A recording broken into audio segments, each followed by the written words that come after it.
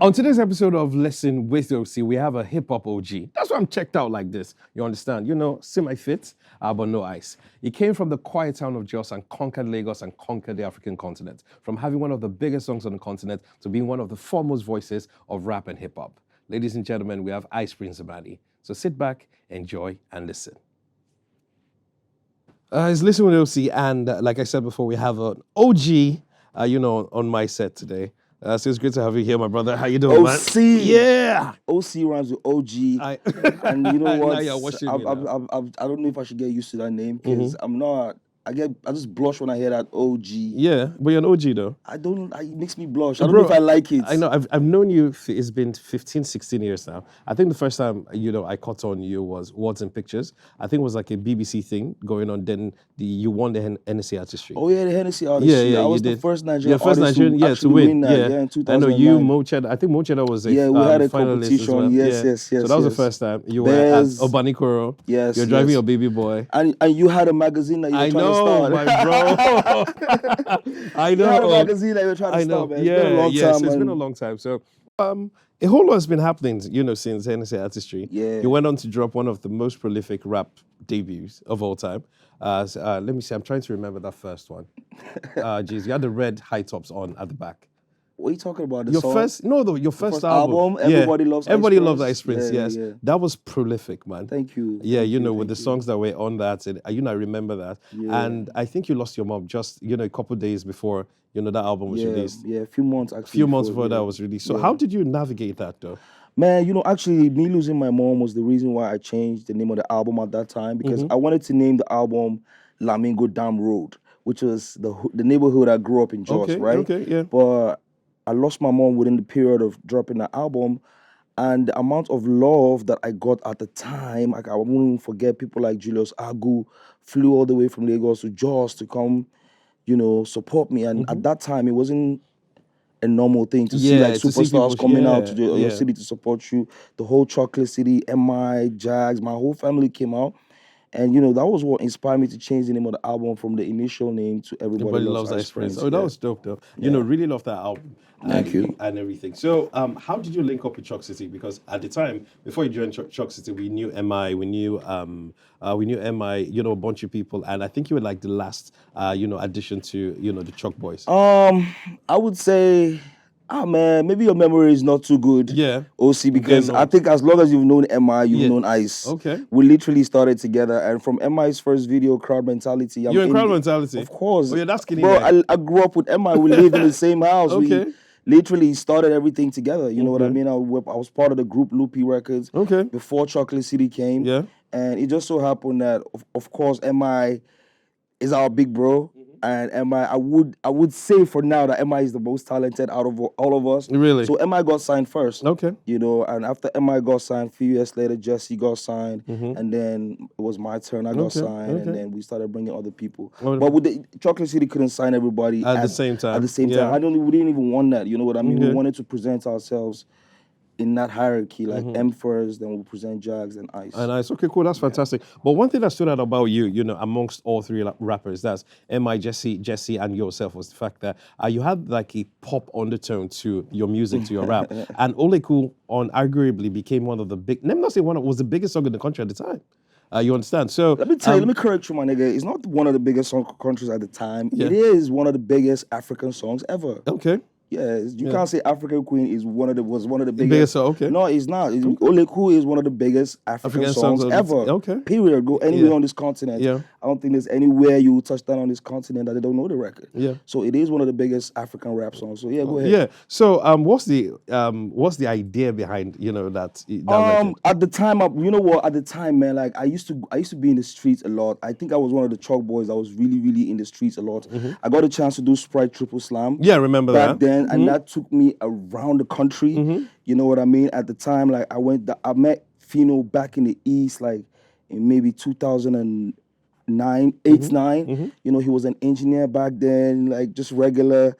And what I'm trying to say is that I literally went into the streets and I came back with a different mindset that, okay, I'm gonna make music for Nigerians. Yeah. I have to make it in a way that Nigerians would understand.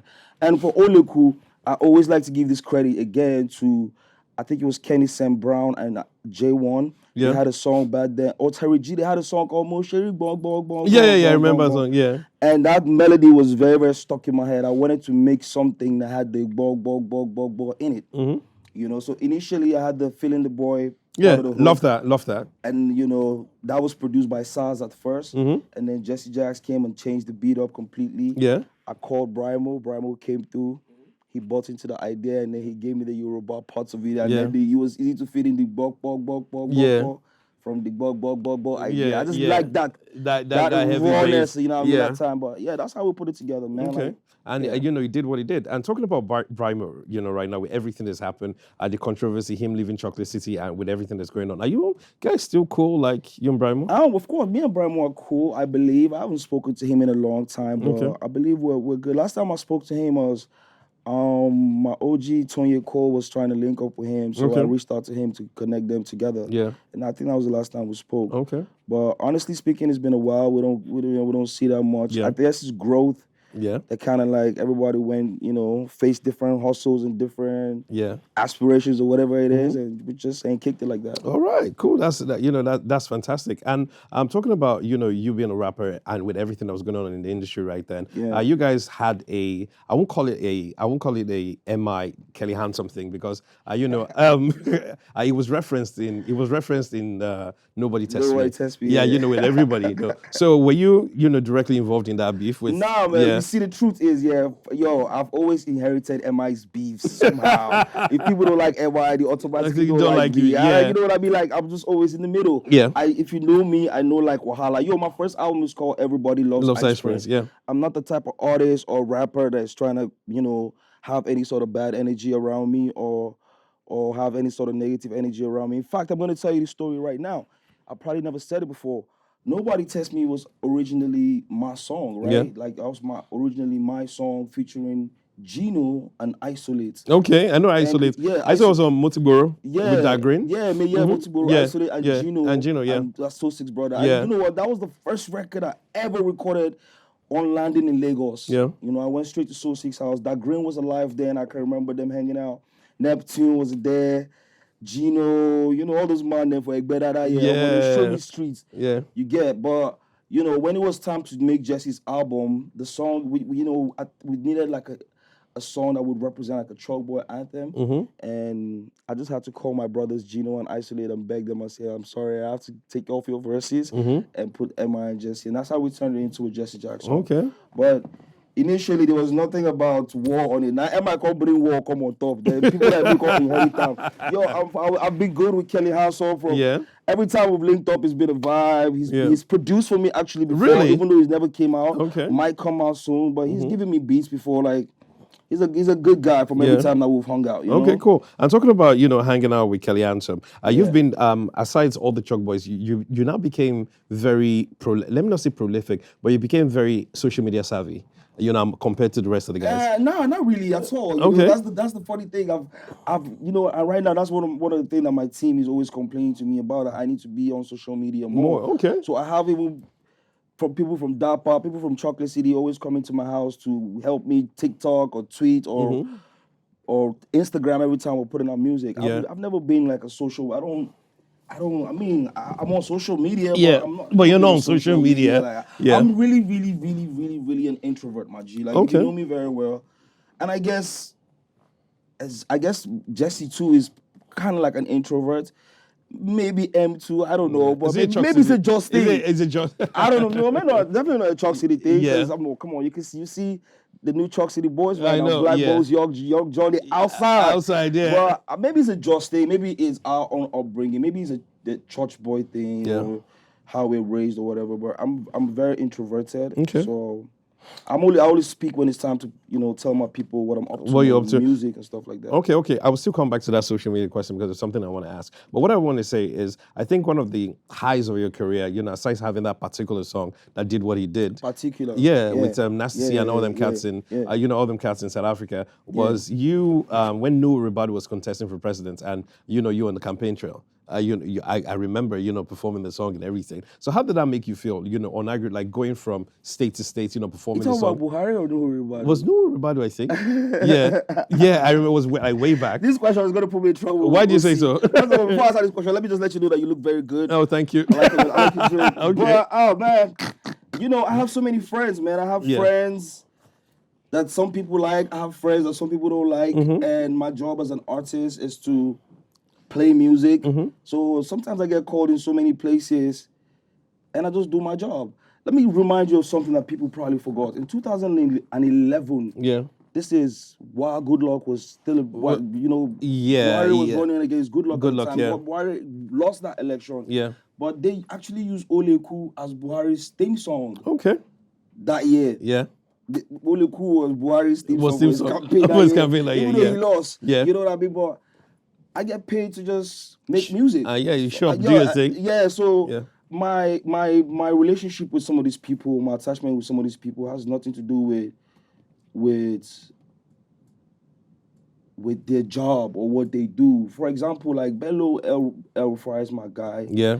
And I met him through his wife, who is one of my old friends. So my old friend's husband, am I not going to be cool with him? Yes, you are. I don't really, what I mean? Like, recently, when they find out, say, well, this guy, he get Twitter, Basbos, I've never been, even on Twitter, when I come, I just tweet what was on my mind. I just let it go, But yeah, man, as a musician, whatever I get called to perform, and if the money is good, you do it. You know what I mean? I do my job. I don't need to know who the person is. You know what cool. I mean? Sometimes I perform at inaugurations and I don't even get to meet the person. It was being inaugurated. Yeah, they just take me from the hotel to the stage, back to my hotel, and that's what it is. I'm out, Okay, cool. That makes a lot of sense. So on one of the first, when I say out of all the Chalk Boys, you are the most social media savvy. I think one of the first things that stuck in my mind. Wait. Okay, cool. So one of the first things that stuck in my mind was the fact that I saw you on Twitter defending your then ex-girlfriend. I don't know if you guys are still together. Oh yeah, no. Okay, cool.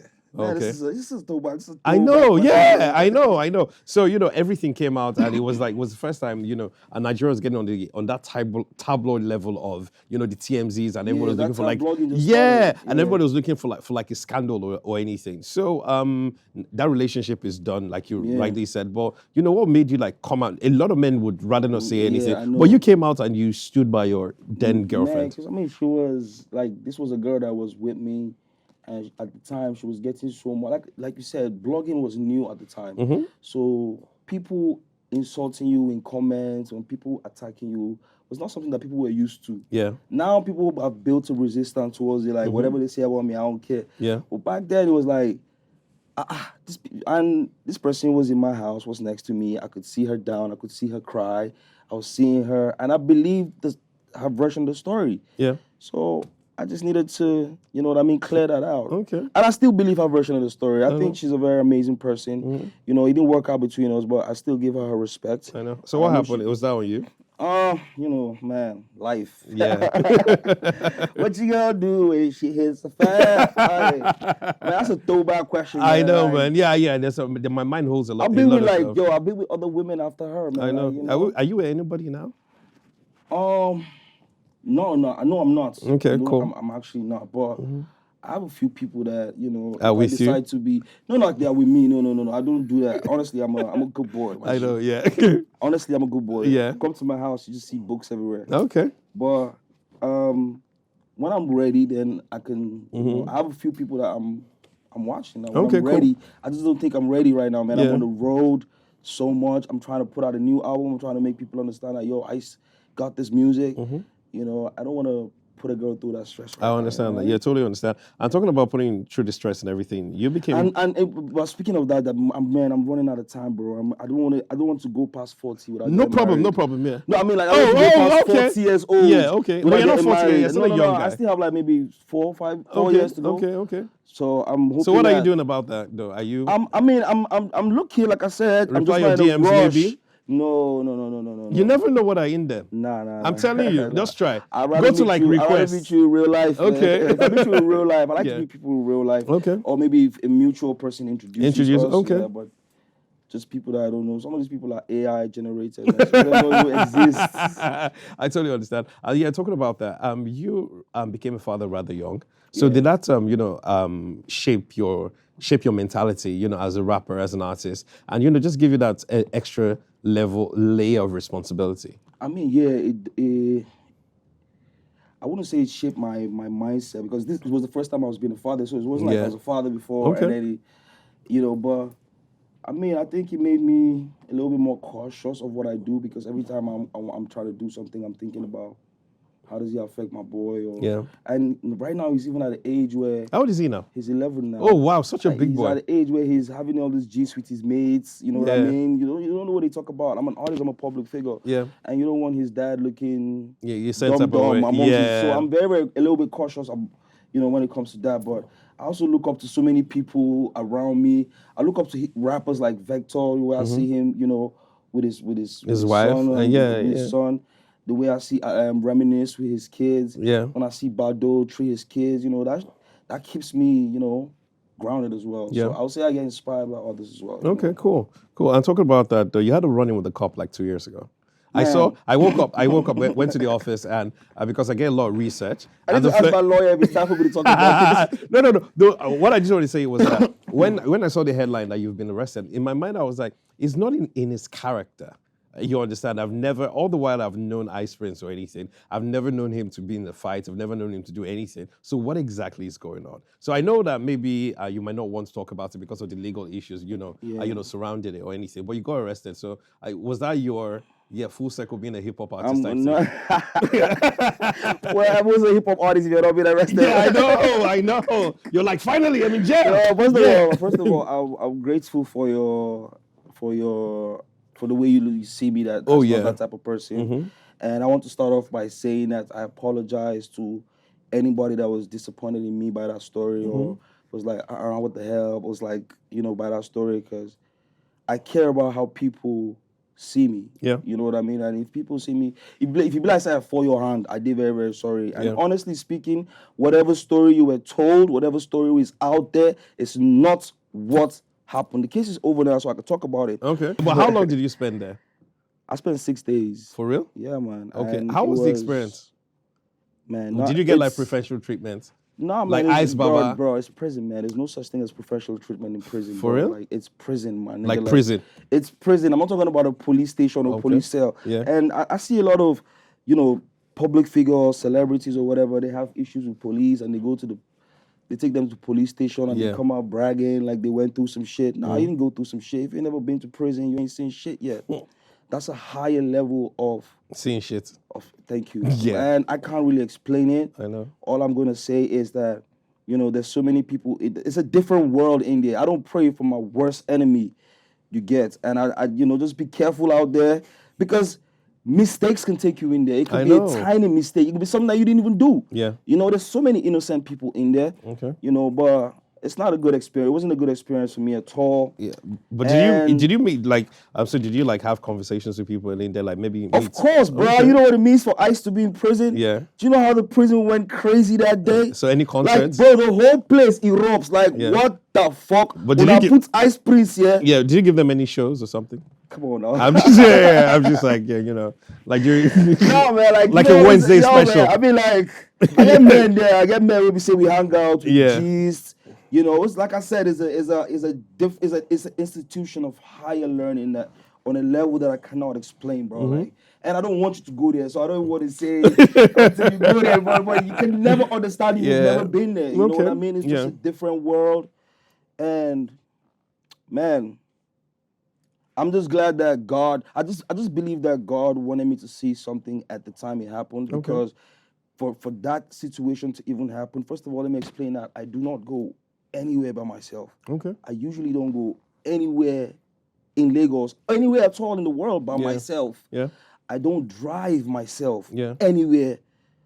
Like hardly you see me driving. Yeah. On this fateful particular day that I chose to be alone. I see what you did there. Particular. That's a difference. I'll tell you that story later. Yeah, sure. Yeah, on this fateful day that I was alone and I was driving, I ran into these cops. the first guy came, Ice Prince, Oleku, my guy, I shook him a little bit, something, just to say thank you. And he was telling the other guy to open the gate for me. And then, you know how sports cars don't have like plate numbers in the front? Yeah. That was the issue. So the guy came and said, where's my plate number? I said, it's at the back. And he's like, no, why is it not in the front? So I was trying to explain to him that this kind of cars don't come with like spaces for plates in front. I think he got upset about me trying to teach him some knowledge or whatever. He just got into my car and said, turn around. It looked like a joke at first because even these guys were trying to tell him, yo, it's the ice with these. Yeah. So it seemed like a joke. I thought maybe he wanted some more bread from me. Yeah. So I said, okay, make I just turn around with this or make I see. How do you, Chief? How far? So, but it wasn't a joke, you know? And the car I was driving is a SLK, right? Mercedes SLK. You know, sometimes when you step on it, it raves. Yeah. It raves almost like a real fast sport car, right? Yeah. So when I stepped on it and it raved, he thought I was trying to go crazy on him, you know? So, and he put his hand in my key, and that was when everything happened. Things went a little bit left between me and him. Yeah. And I paid the price for it. I shouldn't have disrespected him. I shouldn't have reacted. Maybe I should have just held my hand. But you know, this happened at like 3 a.m. in the morning, bro. I'm like, what's going on here? It's like, I'm trying to get home. You know, it's not even trying to get home, but where I was going, I was not supposed to go. I know. See, God just talks to you in different ways. I have this theory that, you know, as men, our dicks have taken us to places that won't go. I swear.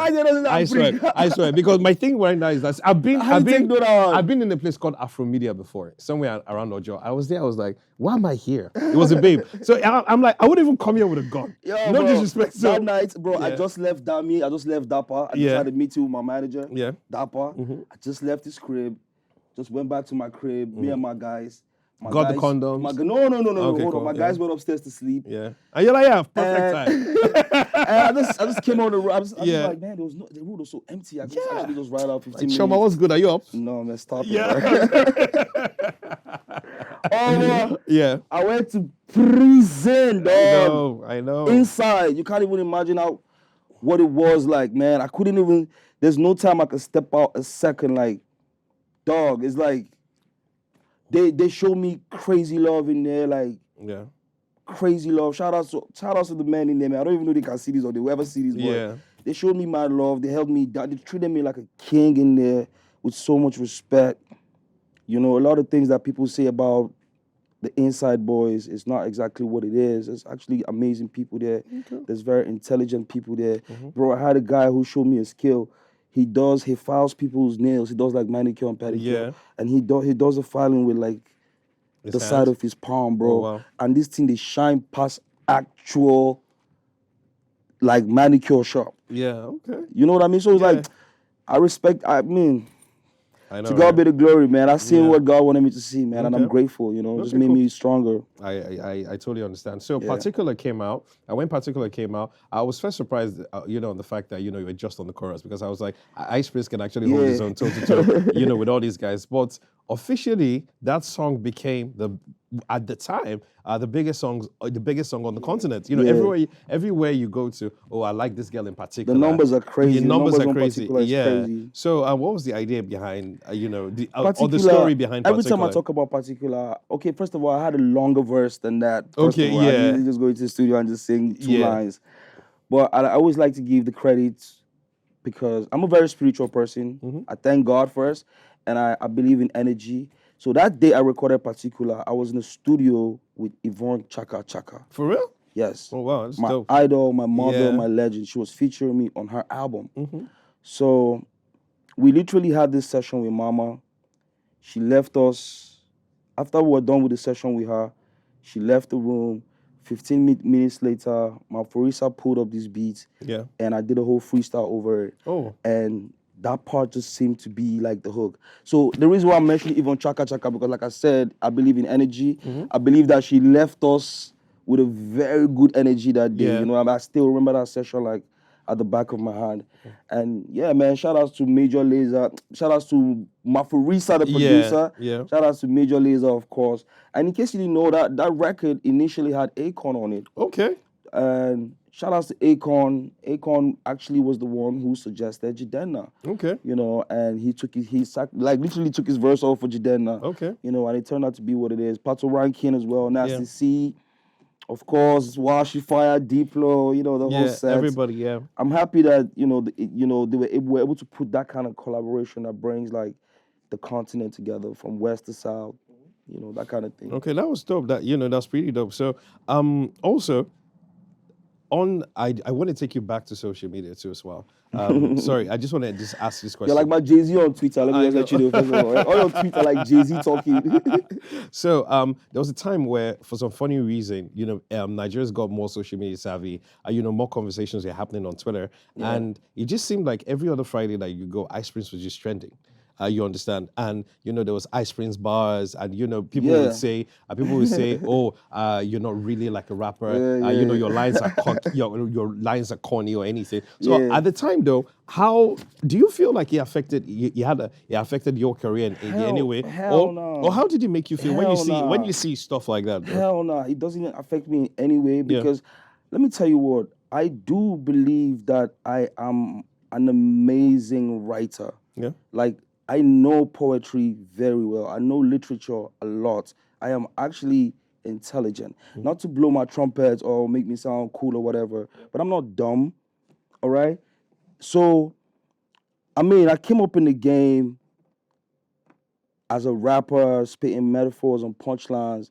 But do you know, from the very first song I released, which is Oleku, right? On that song, I said to the people, I did rap, I did sing, I did come MC. And the reason why I said that line was very intentional. It wasn't no mistake. Yeah. Was because I knew that I'm coming into an industry where rappers are going to judge you for singing. Yeah.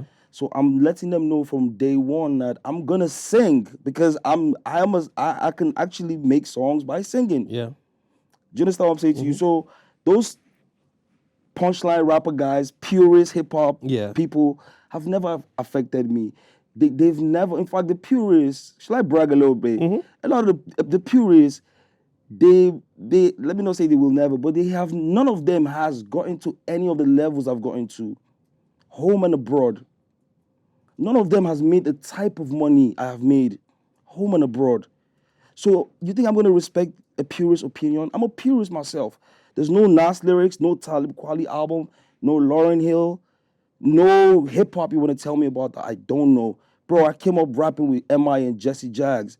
You really think you can out-rap me? No. So when we're making songs like Juju, it's because I know I need somebody in Onisha to understand what I'm saying. I need somebody in Makodi to know what I'm saying. When I make songs like Failing My Superstar, I'm not stupid. I'm not stupid. And yo, go do your research. Ain't no hip-hop artist in your country, in this country, has mashed those records. Till date, my G. Shout out to all the rappers, but till date. And again, I came into this game respecting rappers like Overdose, Ferocious, Mode 9, Terry the Rap Man. And I knew that, okay, those were the rappers that I could say, oh, these rappers are better than me or better than a Just Boy, for example. But I didn't want to be like them. I wanted to be like Nito C, bro. I wanted to talk fly. I wanted to make beats for that ladies could dance to. I wanted to be like Nito C. Yeah. So stop trying to box me into that punchline rapper thing. I have never been and I will never be. No matter how many Can I Talks I make, I'm still going to make a Aboki side for my people. I'm still going to make those records. No matter how many raps I make, bro, I'm still going to sing, baby, you should give me some more. I'm still going to sing. So what's your favorite? You said something right now, like, you wanted to make songs like Did I brag enough? No, because if I start to brag, all these rap talk go shut up. They never done what I did, bro. So you mentioned Nate to see right now. So there's a sense breath of fresh air that Nate to see brought into the industry. The way he looked, the way he rapped, and the things everything that he rapped, about him, everything about that man. So what was that one Nate to see bar that you listen to and you'd be like, man, that's hard? Oh man, there's so many.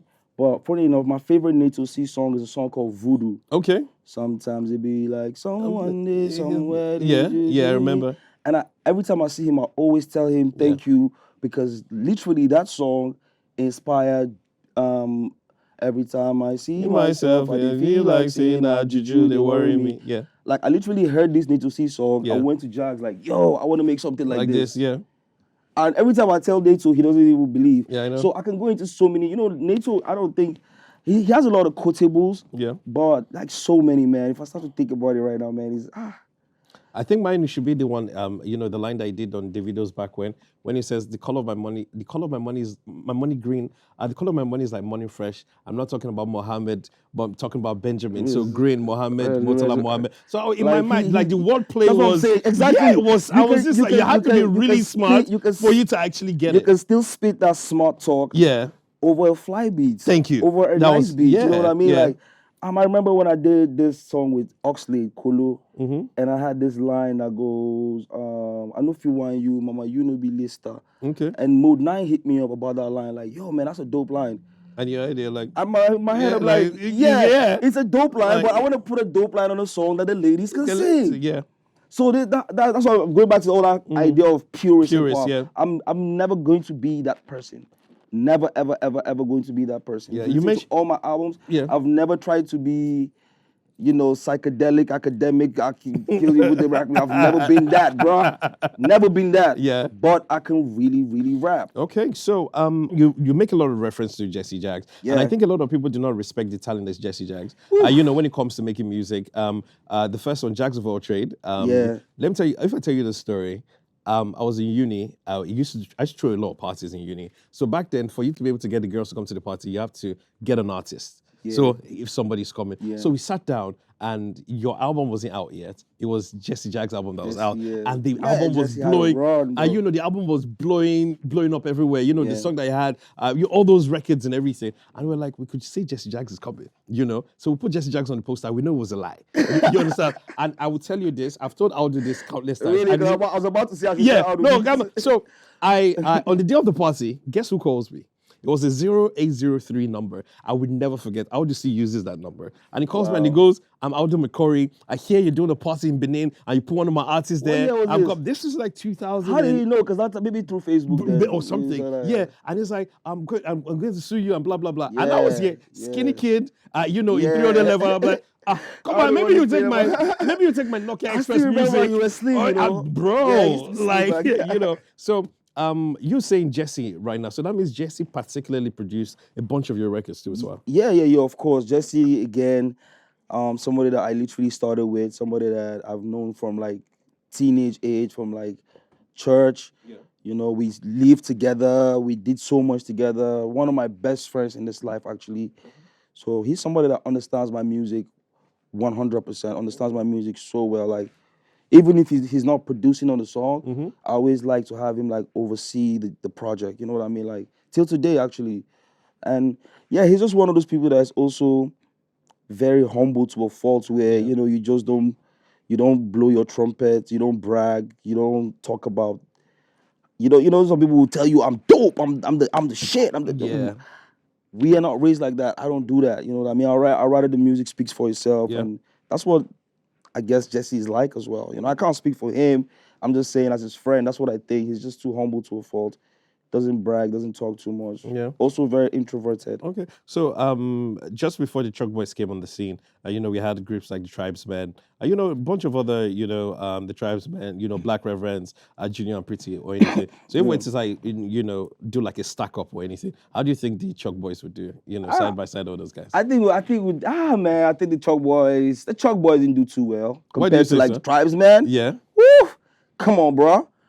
Tribesmen, I think, the reason why I'm saying so, and this is no shots at my brothers. Obviously, they're my brothers. I don't even, if they are mad, that's their business. But I think the Tribesmen, I would say they definitely, did more than the Chuck Boys as a group. Okay. I wouldn't say more than Chuck Boys as individuals, as a family or as a company, as Chocolate City, because I could start to names like Dice Ills, Coca, Loose Kano, Prize, and he would just go on and on and on and on.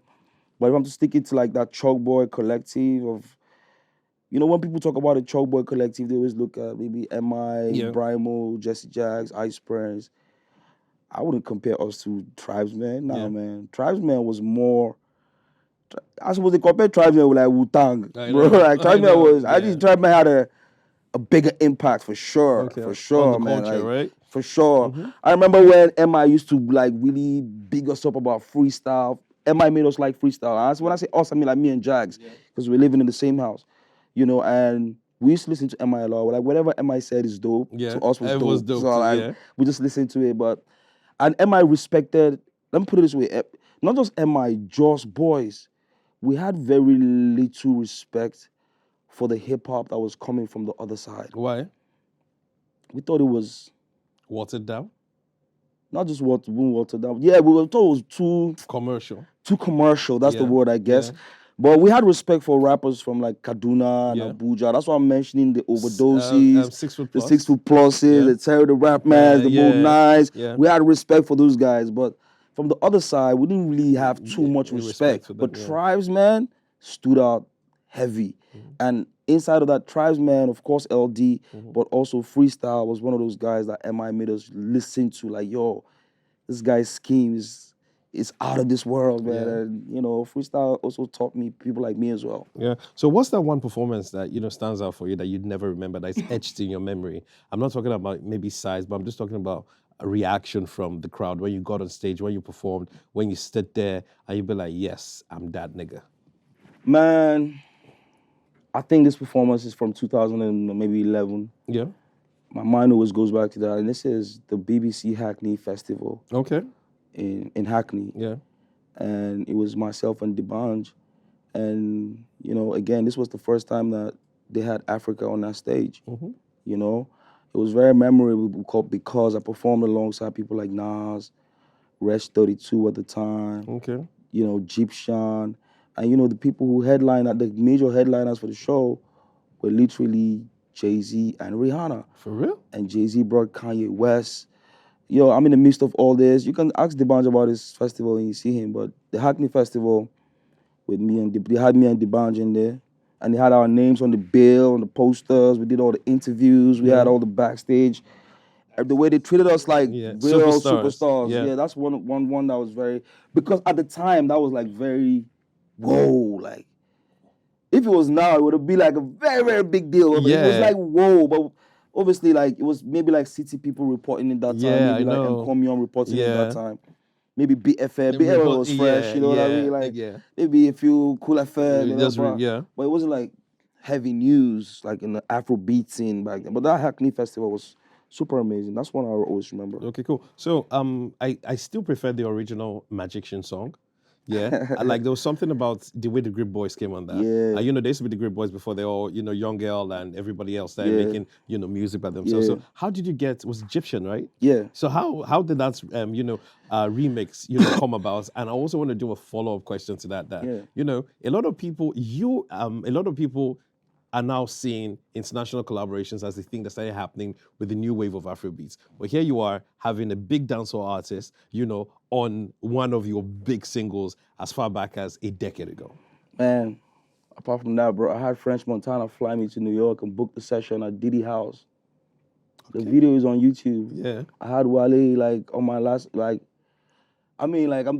Again, the international collaborations. No. We need the to international collaborations we need to have this conversation. I had Joel Ortiz on Can I Talk like at the snap of a finger. You know what I mean? At the time, I don't even think our guys now are doing enough. I want to ginger them. They should do more. Yeah. I want to see more of that. You know what I mean? Like Joel Ortiz was like one of the biggest. Slaughterhouse was popping at the time. Yeah. You know what I mean? But anyway, with Egyptian, it was big. With Egyptian, I'd say big respect and credit goes to Spinlet, a company that was being started back then at the time. And I don't know if you know Mike from Iroko. I know Mike. Mike is one of those people that was at Spinlet. I think Mark Regard too as well. Yeah. So Spinlet, I think they had a show with Egyptian out here in Nigeria.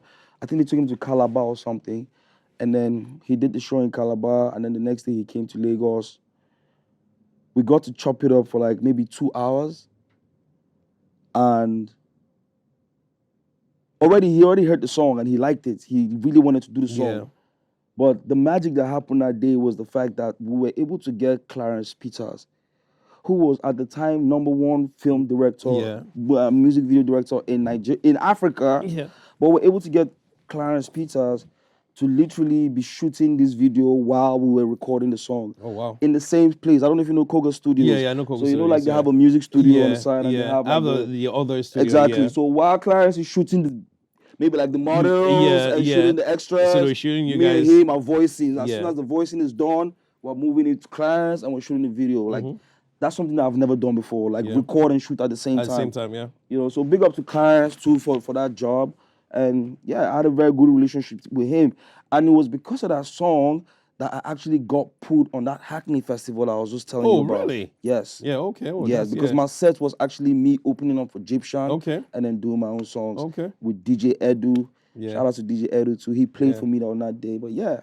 Oh, history, man. Yeah, that's amazing. Yeah. The other day I saw a tweet from Wizkid, talking about how rap is dead and how Afrobeats is the main thing. But back in the day, he never said Afrobeats is the main thing. No. Like just that. I can't remember what he said, but I took a jab at rap. But his first breakout where everybody paid attention was on an MI song, Fast Money, Fast Cars. Yeah. Did it on the same record where MI did the same shout to, Keke and D1 and everything. Yeah. And but right now, the industry back then was growing on the back of rap and hip hop.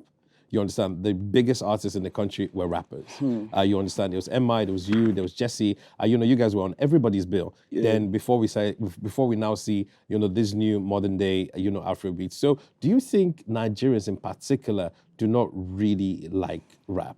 Or do you think we just evolve with the times? Rap is a very, very intellectual art, right? And a lot of Nigerians are actually very intellectual. Okay. A lot of Nigerians have OT, have sense to grasp whatever a rapper is talking about, to get an idea of what the rapper is talking about. Yeah. So I don't think Nigerians don't like rap. I believe Nigerians like rap 100%. Yeah. But rap is one of those genres that people always want more. Yeah. No matter how much hip hop gives, no matter how much rap music gives, people will always want more. Yeah. So a statement like that coming from Wiz, I believe it's just Wiz giving them ginger. It's just Wiz giving the rappers like, we want more type stuff. And it's just like you mentioned, it's kind of like the same thing MI did when he put out the song. What's that song he was dissing rappers again? Yeah. Jesus Christ. You rappers should fix up your life. Yeah, you rappers should fix up rappers your were life. upset. I know. That's why every time everybody vex them, they throw the vex on top of my head. Yeah, and you're like, I'm just here on my own. But anyway, that song pissed off a lot of rappers. But it's similar to what we said. You know, there's no difference between those two. But it's just what it is. Okay. Hip hop will always get, we need more type energy. But at the same time, I always say, please, take it easy on the hip-hop artists in Nigeria, on the rappers in Nigeria. I think our rappers are doing amazingly well, especially when I compare them to other countries. Honestly speaking, especially when I compare them to other countries, our rappers are doing amazingly well. You get what I'm saying to you? Like, off the top, I could mention 5 rappers that, they might not be... Yeah. But let's hear them. They might not be the GOATs in the list here, but they do amazingly well. I can mention Odumodu Black. I can mention Black Bones. I can mention Ladipo. I can mention Faz the Bad Guy. I can mention Psycho Whitey. I can mention Jerick the Hustler. I can mention Ajebo Hustlers. I could go on and on. I don't know too many people like that, but I could go on and on and on and on and on and on and on, right? Honestly speaking, can you do that about maybe say Cameroon? No. Or Togo? No. Or even Ghana? No. You have Sarkodie. Exactly. But when you say Sarkodie, let's not stop there. Give me as many as I have mentioned to you with the kind of numbers that these guys are doing you have. Yeah. When I see Ladipo, Dumodu Black, and look at the numbers and compare it to any other rapper from maybe. If you go to Kenya, you will tell me Calligraph Jones, and that's it. And that's it. How many more? South Africa had hip-hop on a log for a long time. We all agree, we all know. But really and truly, name me up to 5 right now. And I keep saying, don't tell me Nasty C, Casper, and that's it. Give me names. Name as much as are better than Black Bones, Ladipo, Dumodu Black, Jerick the Hustler, Fino, Olamide, MI, Ice Prince. Yo, should I start going in? There's so many. Nigeria is doing well. Okay. And the last time I did this interview, I asked the guy, I said, can you name me 2 Dubai rappers? I can't actually. Or can you just even name 2 German rappers? No, I can't actually. I don't listen to German rap. So why are we always attacking Nigerian rappers like they're the only ones not working? Yeah, I hear you. Even in America now, they are talking about 3. Yeah. Big 3. Yeah. I know that, okay, America has a lot. Yeah, obviously, lots, but yeah. They are only talking, why are they not talking about Big 4, top Big 5 10. or Yeah. top 10 like Or they top used 10, to? Yeah. Why is it 3 now? Yeah. You know, because at the time, too, again, I'm repeating this point because I've said it somewhere else before, but at the time, you could go, 50 Cent, Ja Rule, DMX, Better Man, Redman, Jay-Z. Jay-Z, You can mention 20 a plethora of rappers rappers, yeah. without stopping. Can you do it now? I know. You probably can't. Yeah. Most likely can't. Do you know what I'm saying to you? So, I don't know why it's only Nigeria that they always attack you as if Nigerian rappers don't try. Yo, if Bleach just drop album, Yeah. what else you want the rappers to do? What else you want to do? It's crazy. Feature Jesus Christ. So, your first album, Everybody Loves Ice Prince. You know, I Yeah. remember you shutting down a hotel. You understand? So Yeah. you've come a long way, and you have a new album on the way now. That's Fire. Yeah, Fire and Ice. Okay, cool. Yeah. So, what's the story behind this album? Because I was having a conversation with an artist, and I was like, I want musicians generally, to go to the part where album titles, album covers would actually give you a window into what to expect when the album drops. Yeah. As regards storyline. Yeah. Yeah. So with Fire and Ice, so are we going to see like 2 sides of you? Or, what are we to expect from this pretty project? much. And not just 2 sides of me, 2 sides of life, basically. Okay. You know what I mean? I believe there's 2 sides to every story. I believe there's hot, there's cold. Yeah. There's pain, there's joy. There's ups, there's downs. There's negative, there's positive. Everything has an opposite of it. So Fire, Ice. So I'm basically telling you about my pain. I'm basically telling you about my joy. I'm basically telling you about my good times and my bad times. I'm telling you about my ups and I'm telling you about my downs. Yeah. That's pretty much the idea of the album. And I would like to say right here that I am one of those artists, or let me put it this way, that believe me or not, and I swear on everything I have never, ever in my life made music for the intention of blow. You know how you make a record and everybody be telling you, this one go blow, this one no go blow, this one go blow. I don't make music with the intention of blow. Because I'm a musician. No matter if I'm inspired to make a song, no matter how slow that song is, I'm gonna make it the way I'm inspired to make it. If I'm inspired to make a fast song, I will make a fast song. Yeah. I don't even understand what I'm saying to you, but I feel like that thing is killing music because if you're an amazing R&B artist, now if you're an amazing singer and you have a very amazing song in your head that is maybe in your head this is not a commercial song, are you not gonna sing that song because you are thinking of blow? So what's the point in being a musician? And I've dropped projects like To Be Continued. Yeah. They slept on it. Cold. They slept on it. Trash Can. They slept on it. Apart from my real fans, those are projects where I'm literally in my literature bag. I don't make those kind of records and I shoot videos for some of them. You know what I mean? I don't make those kind of records because I want them to blow. I don't know if you understand what I'm saying to you. It's just how I feel at the moment. It's how I want to make this song at the moment. And I bet, bro, baby, you should give me some more. I never thought Nigerians were going to like the song. But these days, I hardly can perform a show without doing that song. Okay. Do you get what I'm saying? So for me, I make the music as it comes. Not because I'm looking for blow. For blow. Yeah. I have never been that. That's why. And by blow, it doesn't mean cocaine. No. Of course, I mean blow. So that's why I will never chase clout. I would never do some dumb stuff to promote my music. You would never catch me trying to force my music on you. If you don't like it, cool. If you like it, bless. I don't know if you understand what I'm saying to you. So when I'm making music, I'm making it because that's the way God put that music inside of me. Not because I want it to be. No matter how many Amapiano beats producers have sent me, I've never jumped on one. If I was an artist that was looking for blow, I would be running around every producer asking for Amapiano beats. And they send that to me all the time. I've never tried to jump on one because I've never really been inspired. The only one I've kind of come close to jumping on is maybe I did one with Sarkodie and Magneto recently called Bankalat. The beat kind of is like on a very up-tempo beat, Yeah. you know, but it's not with the intention of like we want to make a fast song. No, it's just like me doing my popping in my name type shit. And that's not for a blow either. That's just how techno knows how to make his music, and that's how me and techno vibe. Yeah. You get what I'm saying to you? So for me, I look at artists like Asha or Lagbaja or people like that, or even Two-Face. If Asha puts out a song right now, I don't think it's because she wants it to blow. I think I would expect that she's putting out that song because she's inspired to write that song. She's inspired to put out that type of song. Okay. That's how I would look at it. And I'm hoping and I'm praying that that's how people view Ice Prince music as well. That I do not put out music because I'm trying to be like Wizkid or Burna Boy or Davido or T-Was. Nah. You know what I mean? Like I put out my music because that's how it comes to me. And if it works, fine. If it doesn't work, I'm gonna do more. I'm not gonna stop making albums anytime soon. Okay. You know? Yeah, I like the enthusiasm. So just one last question before we'll let you go today.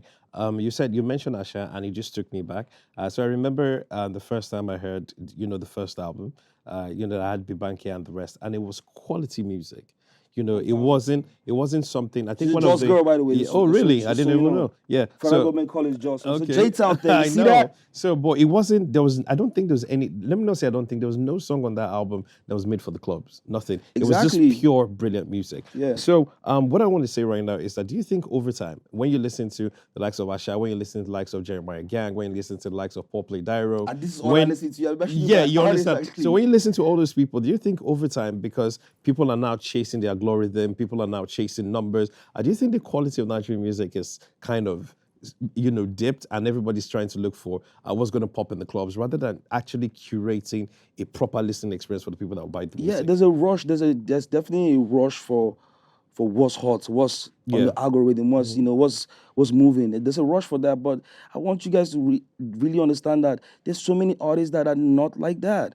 I don't make, bro, check on my phone. You're not going to see Apple, Spotify, none of those things. I know they use those apps, so I don't even know what the numbers are. I leave that up to people like Dapper and people like Chocolate City. Do you understand what I'm saying to you? It's not my job to look at the numbers that my songs are doing. I never want to make music with the pressure of, is this going to blow? And we have a lot of business people coming into the game, a lot of managers, a lot of people who want to make money. So they want the artists to make records that, we give them quick bread, quick, whatever they invested to come back quick. Do you understand what I'm saying? But people need to understand that not every artist is like that. I don't have an investor somewhere that is waiting to make his money back. Everything is all Ice Prince. Yeah. So I'm not under any pressure to make a blown record. Do you understand what I'm saying to you? And I will never go in the studio thinking, oh God, what's going to blow? Hell no. Do you get what I'm saying? I'd rather you categorize me. I'd rather you see me like maybe, this might not even be a fair comparison, but when I look at people like Caveman, I'm not expecting them to drop a song because they wanted to follow an algorithm. Do you understand what I'm saying to you? It just so happened that maybe because rap is more mainstream and rap is more, people expect a rapper to want to rap. Bro, nah, I've never, like I said, I've never made music because I wanted to blow. And I don't think I ever want to be that type of musician. Do you understand what I'm saying to you? I'm always going to make music.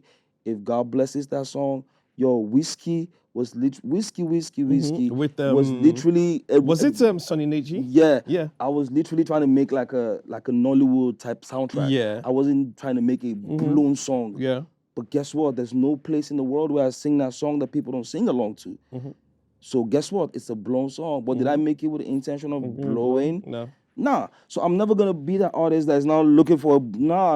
If you listen to my album, you know exactly what I'm talking about. Yeah, so Fire and Ice is number music. Okay, cool. So do you think a lot of people like disrespect you because you're not the kind of person that actually like you don't blow your horn or you don't tell your story? It's when you expect from people, that's when you feel disrespected. You know what I mean? I don't expect nothing from anybody.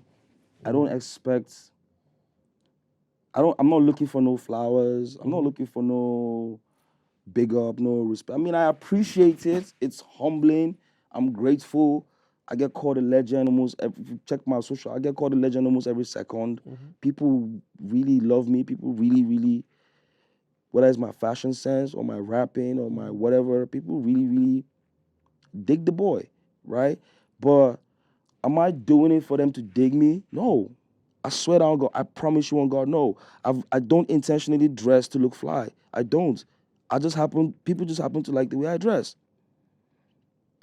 I You have a don't, great fashion sense, let though. me make, I'm a very, is conceited the word? I don't know if that's the Yeah. word, but excuse me, I was raised in a church called Equa, and Yeah. maybe to people that are wondering what the hell this guy is talking about, maybe you should go and find out what Equa is like and understand our principles and the way we were brought up. I don't expect anything. I don't make music so that people will be like, oh, he can rap, or yo, he's the best, or yo, forget that guy. No, that's not what I'm looking for. Music is an expression of self. Music is art. I don't make my music to compare with other people's music. So I'm not looking for any sort of respect from you, bro. I'm not looking for any sort of accolades from you, bro. When I get those accolades, I'm glad. Let me remind you, OC, I am the first African artist to go on a BET stage and receive an award solo. The first. I brought up R2B's on stage. I brought up Toya the Lazy. I brought up Radio and Weasel. Rest in peace, my guy. Yeah. Radio. I was the first to ever do that. But guess what? When you guys talk about it, you guys give that credit to Davido. Do I ever come out and stand against it? No, because I'm not expecting you to even give me no respect.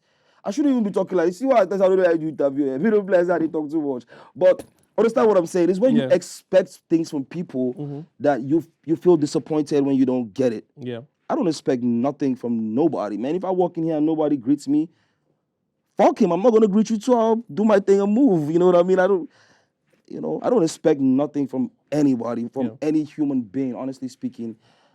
Nothing but just love. I don't Okay. expect respect. Who respect help? I don't care about all those things, you know what I mean? Okay, cool. You were the first, out of all the Chalk boys, you were the first to leave Chalk City. I wouldn't say No, I leave. wasn't. Okay, who left first? No. I was the last, in fact. Really? Yo, when I left Chocolate City threw up. You didn't do your research before you interviewed me. No, I thought you When were I the, left no, wait. Chocolate City threw a what's it called? A party? A party, a send away party for me. What are you Really? talking? I was the last. I was the COO of Chocolate City when we dropped the Chalk Boy album. Really? What are you talking I about? thought you were the first, though. Yo, I'm You the know, most loyal nigga you would see. You've Okay. never heard me. It's not as if me and them don't fight. We don't have our backdoor fight. But Yeah. have you ever heard me say anything about Chocolate City? No. From day one? No. Even when I made the most money, Okay. I'm probably felt the most slept on. Did you ever hear me talk about anything? No. I will never, and I can never. You know why? Because I can never bite the hand that feeds me. Yeah. Aldu, Paul, Yahaya, MI, Jesse Jack, those are my brothers.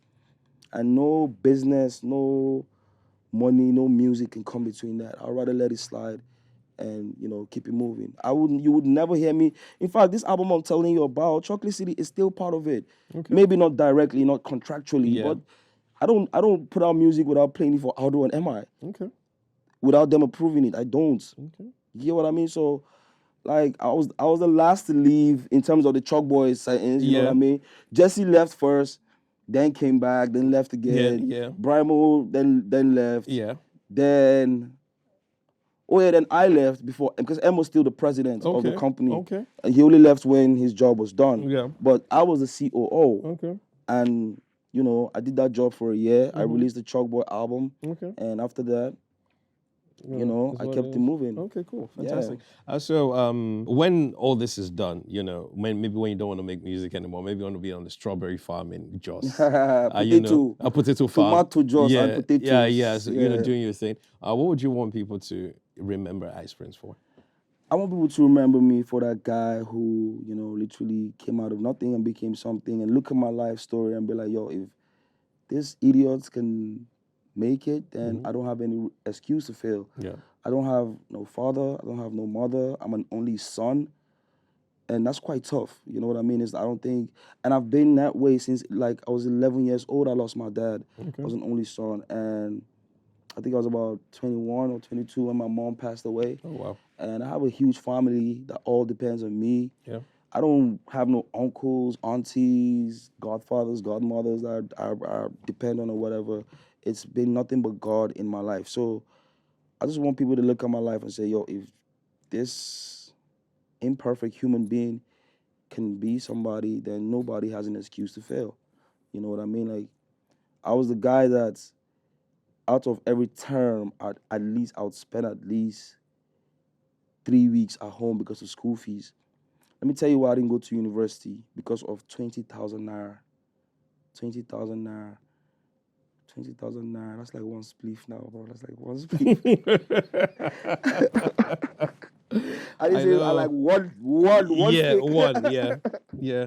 But I mean, that's the reason why I didn't go to university, because of 20K. I had like a 2 week space to pay that money for some registration or whatever, and I couldn't come up with it at the time, and that's how I lost the admission. Yeah.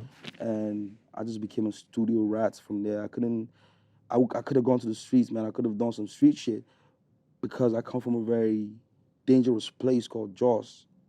I don't know if you know the history of Jos, but Jos is now it's calm, now it's peaceful, but back then Jos was New York. Let me put it that way. Yeah. You get what I mean? I did some menial jobs. I was a pool table attendant. I used to make palm slippers, leather palm slippers, just to get by. Became a studio rat, stayed in the studio. I became Jesse Jags, booking like that. Back then, if you want to work with Jesse, you have to come through me. So I'm going to collect the studio session. Like, let's say Jesse's collecting 5,000 naira per beat. You know what I mean? And my guy Jesse was so generous to me, man. Jesse can break off the 5,000 into two. Give me 2,500 and hold 2,500. Like, he wouldn't even like, whatever he had, I had. And that's my brother forever. But yeah, just to tell you how it was from nothing. So even though I would say I was born a privileged kid. My dad was kind of rich when he was alive. But, you know, typical Nigerian story, he passes away. Think family, this and that, go like this and this and that. And, you know, I didn't get a chance to go to university. I'm very flawed. I'm very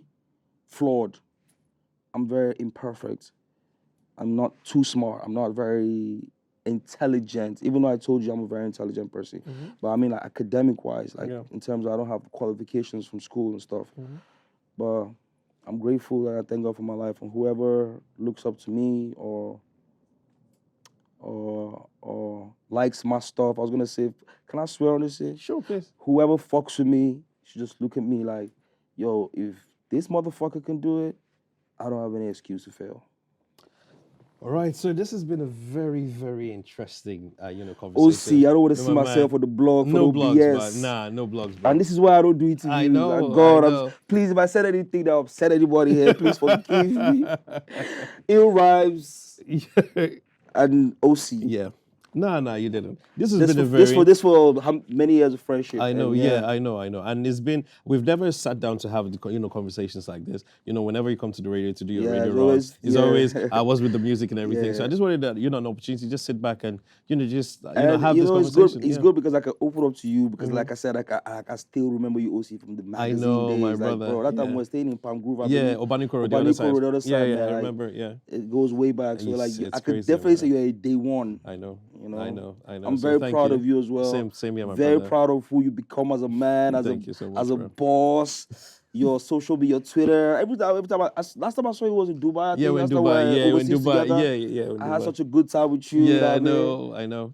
May God bless you, man. Same here, my brother. Same here. So thank you so much for being here. Yeah. And I think you've said it all, man. It's been Listen with OC.